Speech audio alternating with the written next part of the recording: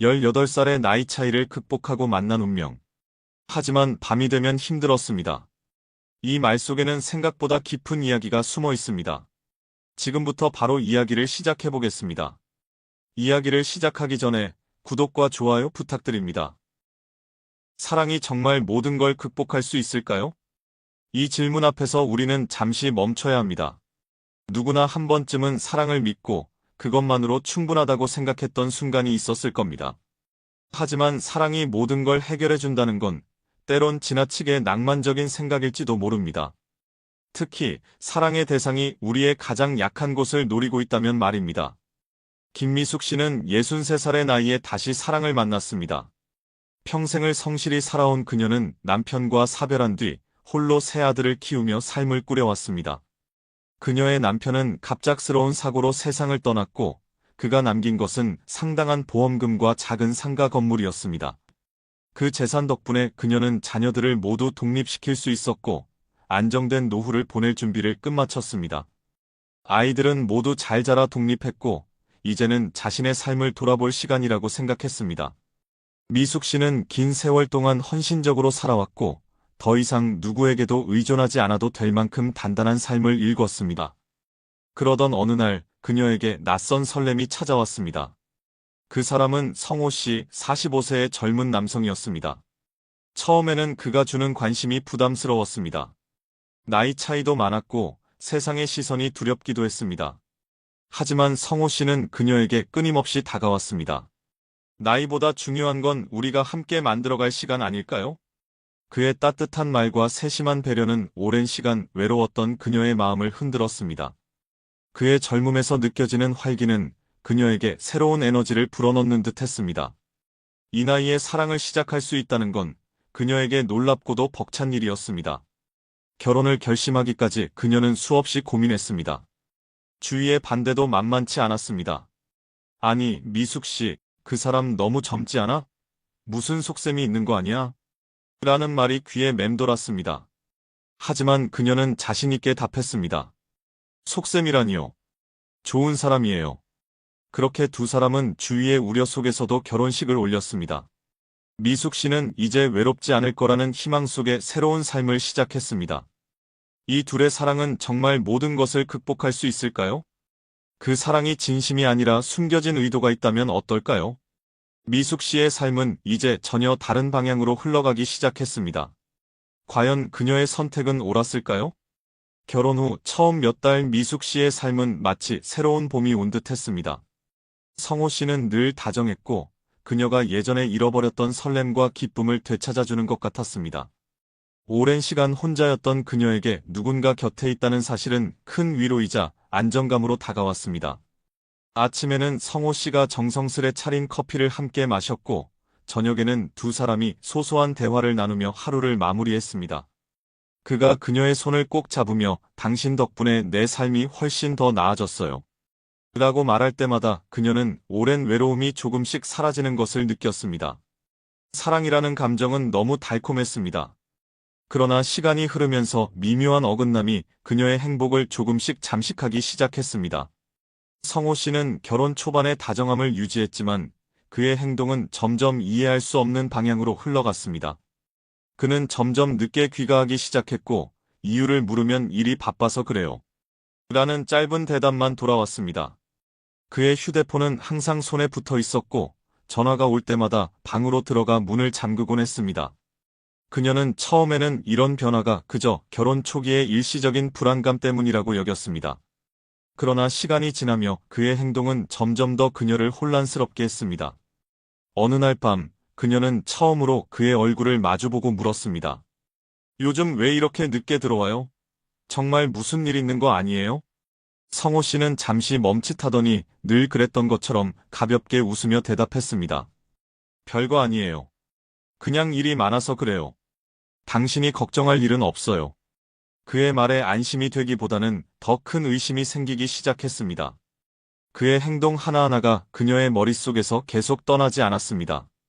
계속 핑계를 대는 것 같았고 무언가 쎄한 마음을 거둘 수가 없었습니다. 그녀는 자신이 의심이 많아진 걸까 싶어 스스로를 탓해보기도 했습니다. 하지만 곧 깨달았습니다. 의심은 이유 없이 생기지 않습니다. 사랑의 본질은 믿음인데 믿음이 흔들리고 있다면 그건 그저 자신의 문제가 아닐지도 모릅니다. 남편의 행동은 너무도 불투명했고 그의 눈빛에서는 이전의 따뜻함이 점점 사라져갔습니다. 그는 늘 바쁘다며 그녀와의 시간을 줄였고 함께하는 시간에도 다른 생각에 빠진 듯 했습니다. 그녀는 사랑받고 있다고 느끼기보다는 점점 방치되고 있다는 느낌에 사로잡혔습니다. 그리고 이 감정은 점차 불안감으로 바뀌어 갔습니다. 하루는 그녀가 집안을 정리하다가 그의 옷주머니에서 뭔가를 발견했습니다. 그것은 낯선 메모였습니다. 메모에는 짧게 날짜와 시간, 그리고 어떤 이름이 적혀 있었습니다. 그녀는 잠시 멈춰서 그것이 무엇을 의미하는지 고민했습니다. 단순한 업무 메모일 수도 있었습니다. 하지만 왜 그녀는 그것을 보면서 불안감이 커졌을까요? 그녀는 메모를 다시 그의 주머니에 넣으며 애써 아무 일도 아닌 척하려 했습니다. 하지만 그날 밤 그는 또 늦게 귀가했습니다. 그녀는 참다 못해 물었습니다. 정말 괜찮은 거 맞아요? 요즘 당신이 너무 달라요. 그는 똑같은 말만 했습니다. 걱정하지 마요. 요즘 생각이 너무 많으신 것 같아요. 그의 말은 마치 그녀를 과민 반응하는 사람으로 몰아가는 듯한 느낌을 주었습니다. 그녀는 자신의 느낌을 믿어야 할지 아니면 그의 말을 믿어야 할지 혼란스러웠습니다. 만약 그가 정말 아무 문제가 없다면 왜 이런 불안감이 그녀를 잠식하는 건지 알 수가 없었습니다. 사랑은 믿음을 바탕으로 해야 하지만 믿음을 깨뜨리는 작은 균열들은 왜 이렇게도 쉽게 번져가는 걸까요? 그녀는 점점 자신이 그의 삶에서 주변인이 되어가는 듯한 느낌을 받았습니다. 그녀는 그를 사랑했고 그래서 더 두려웠습니다. 이 모든 변화가 그녀가 예전의 자신으로 돌아가게 만들까봐, 다시 외로움 속으로 빠져들까봐 두려웠습니다. 그녀는 한 가지를 결심했습니다. 지금 자신이 느끼는 이 불안을 그저 덮어두는 것이 아니라 그 근원을 찾아야겠다고. 하지만 그녀가 진실을 찾아내기로 결심한 그 순간부터 그녀의 삶은 이전과 완전히 다른 방향으로 흘러가게 될 것이었습니다. 사랑은 달콤하게 시작됐지만 그 믿음이 배신당할지도 모른다는 생각을 마주하는 것은 너무도 고통스러운 일이었습니다. 그녀는 자신의 선택이 옳았는지 그 선택이 그녀를 어디로 데려가게 될지 전혀 알지 못했습니다. 하지만 한 가지는 분명했습니다. 진실은 언제나 드러난다는 것입니다. 그것이 어떤 모습이든 간에. 미숙 씨는 그날 아침 자신이 무언가를 놓치고 있었다는 사실을 분명히 느꼈습니다. 불안은 더 이상 단순한 감정에 그치지 않았습니다. 그녀의 일상 속에 깊이 뿌리내린 현실이 되어가고 있었습니다. 내가 뭘 잘못한 걸까? 아니면 처음부터 모든 게 잘못된 선택이었을까? 그날 오후 그녀는 우연히 성호 씨의 서류를 정리하던 중 익숙하지 않은 서류 하나를 발견했습니다. 그것은 그녀의 이름으로 작성된 대출 계약서였습니다. 그녀는 순간 손이 떨렸습니다. 자신의 이름으로 된 대출이라니 단 한 번도 들어본 적이 없던 이야기였습니다. 그녀는 천천히 계약서를 읽어내려갔습니다. 내용은 충격적이었습니다. 대출 금액은 적지 않았고 상환 기간도 길었습니다. 무엇보다 문제는 그녀의 서명처럼 보이는 필체였습니다. 그녀는 분명히 서명한 적이 없는데 문서에는 선명하게 자신의 이름이 적혀 있었습니다. 순간 머릿속이 하얘졌습니다. 불안감이 현실로 드러나는 순간이었습니다. 그녀는 급히 계약서를 다시 제자리에 두고 평정을 찾으려 했습니다. 설마 내가 모르는 사이에 이런 일이 일어났을 리가 없잖아. 하지만 마음속 깊은 곳에서는 그 설마가 현실일지 모른다는 무거운 확신이 그녀를 짓눌렀습니다. 그녀는 수없이 스스로를 달래려 했습니다. 하지만 아무리 노력해도 떨쳐낼 수 없는 느낌이 그녀를 계속해서 괴롭혔습니다. 그날 밤 미숙 씨는 성호 씨가 집에 들어오자마자 차분한 목소리로 말했습니다. 우리 얘기 좀 해요. 그녀의 말투는 평소와 달랐습니다. 차분했지만 단호했고 그의 얼굴에는 잠시 당황한 기색이 스쳤습니다. 무슨 얘긴데요? 성호 씨는 어색하게 웃으며 상황을 넘기려 했지만 미숙 씨는 물러서지 않았습니다. 그녀는 거실 소파를 가리키며 손짓했습니다. 여기 앉아요. 길게 얘기할 거니까. 그가 앉자마자 미숙 씨는 대출 서류를 그의 앞에 내밀었습니다. 이게 뭐예요? 그녀의 목소리는 흔들리지 않았지만 분명 그 안에는 억눌린 분노가 담겨 있었습니다. 성호 씨는 서류를 보더니 잠시 말문이 막힌 듯 했습니다. 아, 그는 어딘가 변명을 생각하는 듯 했지만 쉽게 입을 열지 못했습니다. 설명해봐요. 내 이름으로 대출을 받은 게 대체 무슨 일이에요? 그녀는 그의 눈을 똑바로 쳐다보며 말했다. 이건 내 허락도 없이 진행된 거잖아요. 왜 이런 짓을 한 거예요? 성호 씨는 깊은 한숨을 내쉬더니 천천히 입을 열었습니다. 미숙 씨, 나도 말하려고 했어요. 근데 당신이 알면 너무 걱정할 것 같아서 그는 한숨을 내쉬며 계속 말했습니다. 사실은 사업 자금이 필요했어요. 당신 이름으로 대출을 받으면 조건이 더 좋았거든요. 근데 다 갚으려고 했어요.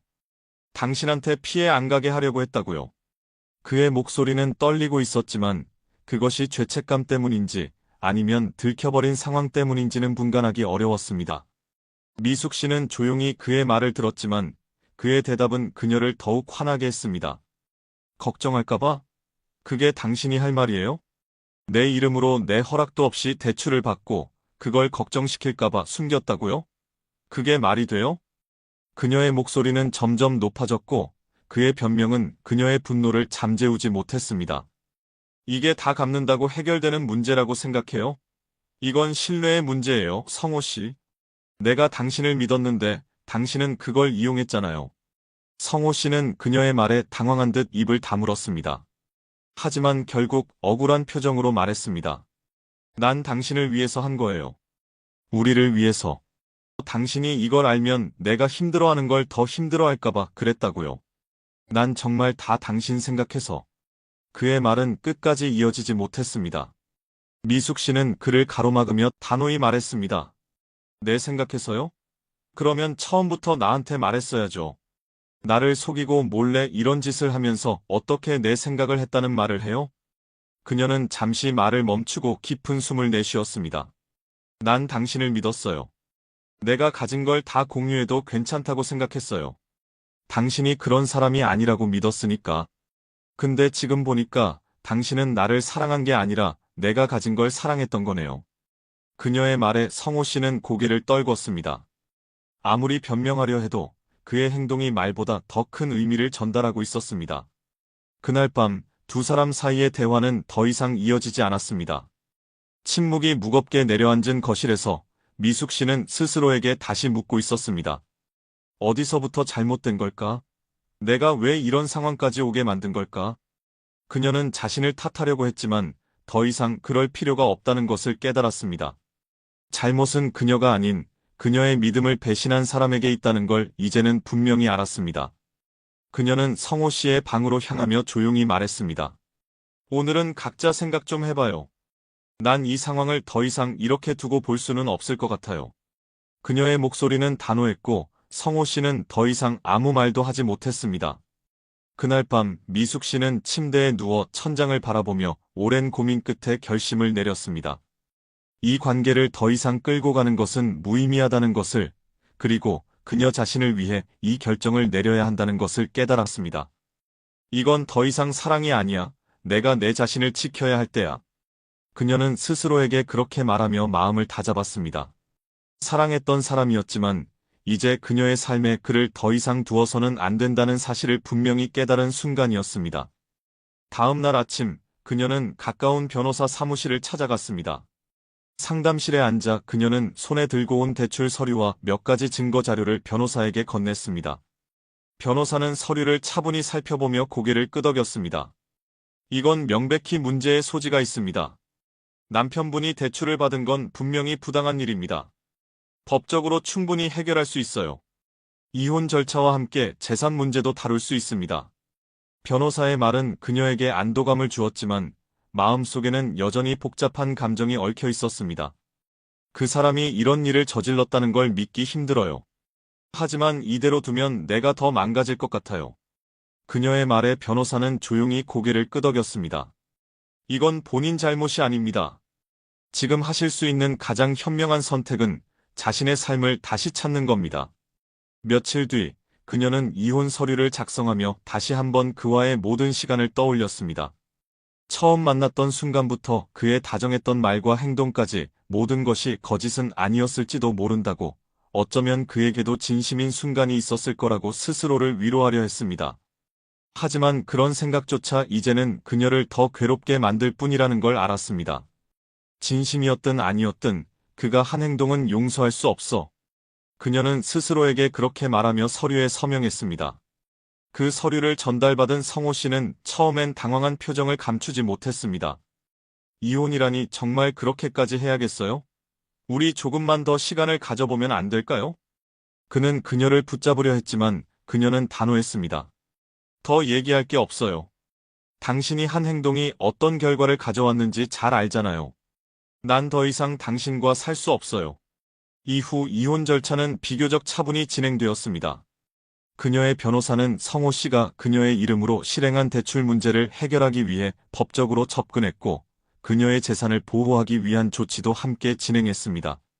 성호 씨는 처음에는 재산 분할에 대해 이의를 제기하려 했지만 결국 미숙 씨의 명확한 태도와 법적 절차 앞에서 물러설 수밖에 없었습니다. 몇 주 후 법원에서의 최종 결정이 내려졌습니다. 그녀는 이혼이 확정되었다는 통보를 받으며 한숨을 내쉬었습니다. 긴 과정이 끝났다는 안도감과 함께 어딘가 허전한 기분이 그녀를 덮쳤습니다. 사랑했던 사람과의 결혼이 이렇게 끝났다는 사실은 그녀에게 여전히 씻기지 않는 아쉬움으로 남아 있었습니다. 하지만 그와 동시에 그녀는 스스로를 되찾았다는 해방감을 느꼈습니다. 법원에서 돌아오는 길, 그녀는 스스로에게 말했습니다. 이제 다 끝났네. 더 생각하지 말자. 그녀는 집으로 돌아가 서랍 깊숙이 넣어둔 과거의 사진과 물건들을 하나씩 꺼내 정리하기 시작했습니다. 그것은 단순한 정리가 아니었습니다. 그녀의 삶에서 그의 흔적을 지우고 새롭게 시작하기 위한 과정이었습니다. 그녀는 이혼을 통해 자신이 잃었던 것을 되찾았고, 다시는 이런 상황에 휘말리지 않겠다고 결심했습니다. 문득 그녀는 사별한 전 남편의 기억을 떠올렸습니다. 그는 세상 누구보다 든든한 존재였습니다. 가난한 시절에도 묵묵히 그녀와 함께 고생하며 가정을 꾸렸고, 자신보다 가족을 먼저 생각하는 사람이었습니다. 그의 성실한 태도와 변치 않는 사랑은 그녀에게 큰 버팀목이었습니다. 정말 열심히 살았지 힘들어도 한 번도 불평하지 않았고, 늘 내 걱정부터 했었는데, 그녀는 혼잣말로 중얼거리며 사별한 남편과 함께했던 시간들을 떠올렸습니다. 남편은 아침이면 그녀를 깨우며 말했습니다. 당신 힘들까봐 내가 오늘 아침 차릴게. 저녁이면 늦게까지 일하고 돌아와서도 아이들을 챙기고 집안일을 도왔습니다. 그는 항상 그녀와 같은 방향을 바라보며 그녀와 함께 길을 만들어 갔습니다. 그의 손을 잡고 있으면 그녀는 아무리 힘든 일이 있어도 이겨낼 수 있을 거라는 확신이 들었습니다. 그런 그가 갑작스럽게 사고로 그녀 곁을 떠났던 날은 그녀의 삶이 무너지는 듯한 충격을 주었습니다. 그가 떠난 뒤 홀로 아이들을 키우며 살아온 시간은 길고도 고단했지만 그녀는 항상 마음 한편에 그가 남겨준 사랑과 신뢰를 간직하고 있었습니다. 그 사람이 있었기에 내가 이렇게 살아남을 수 있었지. 그녀는 마음속으로 그를 떠올리며 애틋한 미소를 지었습니다. 하지만 연하 남편인 성호 씨와의 결혼은 완전히 달랐습니다. 그와 함께했던 시간은 설렘으로 시작했지만 그녀를 점점 외롭게 만들었습니다. 전 남편과 함께했던 그 안정감과 신뢰는 전혀 느낄 수 없었습니다. 성호 씨는 그녀를 사랑한다고 말하면서도 행동은 늘 자신의 이익을 우선으로 했습니다. 그와의 결혼 생활 동안 그녀는 혼자라는 느낌을 지울 수 없었습니다. 전 남편은 한 번도 사랑해라는 말을 입에 담지 않았지만 그의 행동 하나하나가 그녀에게 진심을 전했습니다. 반면 성호 씨는 다정한 말을 건네고 그녀를 배려하는 척했지만 결국 그의 선택들은 그녀를 무너뜨리는 결과를 가져왔습니다. 그 사람은 내가 가진 걸 사랑했던 거고 전 남편은 그냥 나라는 사람을 사랑했었던 거야. 그녀는 두 사람의 차이를 떠올리며 가슴 한편이 무거워지는 것을 느꼈습니다. 전 남편은 늘 그녀를 존중했고 그녀의 의견을 먼저 물어보며 모든 결정을 함께 내렸습니다. 하지만 성호 씨는 중요한 결정을 그녀 몰래 내렸고 그녀를 단지 이용할 수 있는 수단처럼 여겼습니다. 그 차이는 그녀를 더욱 비참하게 만들었습니다. 나이 차이 때문일까? 아니면 내가 그 사람을 너무 쉽게 믿었던 걸까? 그녀는 스스로에게 물었지만 답을 찾을 수 없었습니다. 전 남편은 그녀와 같은 세대에서 같은 방향을 바라보며 살아온 반면 성호 씨는 처음부터 그녀와 다른 곳을 바라보고 있었던 것 같았습니다. 그녀는 결국 문제는 나이가 아니라 신뢰와 진심이었다는 결론에 다다랐습니다. 전 남편은 나이와 상관없이 그녀에게 항상 믿음을 주었고 함께 길을 걸어갈 준비가 되어 있었지만 성호 씨는 그녀의 곁에 있는 척하면서 다른 길을 계획하고 있었습니다. 그녀는 고개를 들어 창밖을 다시 바라보며 속으로 다짐했습니다. 그 사람처럼 나를 진심으로 아껴줄 사람을 다시 만날 수 있을지 모르겠지만 이제는 나를 사랑하지 않는 사람에게 내 삶을 맡기지 않을 거야. 전 남편과 함께했던 사랑이 그녀에게 남긴 교훈은 진정한 사랑은 서로를 아끼고 지켜주는 행동에서 나온다는 것이었습니다. 그녀는 커피 잔을 내려놓으며 조용히 중얼거렸습니다. 이제는 내가 나를 더 아껴야 할 때야. 그 사람이 떠났어도 그의 사랑이 날 여기까지 버티게 했잖아. 그러니까 앞으로는 나도 나를 그렇게 사랑해줘야겠지. 그 말은 그녀 자신을 향한 다짐이자 새로운 시작을 위한 선언이었습니다. 함께 걷는 사랑의 길이 얼마나 아름다운지 그 여정을 통해 깨닫기를 바라며 이야기를 마칩니다.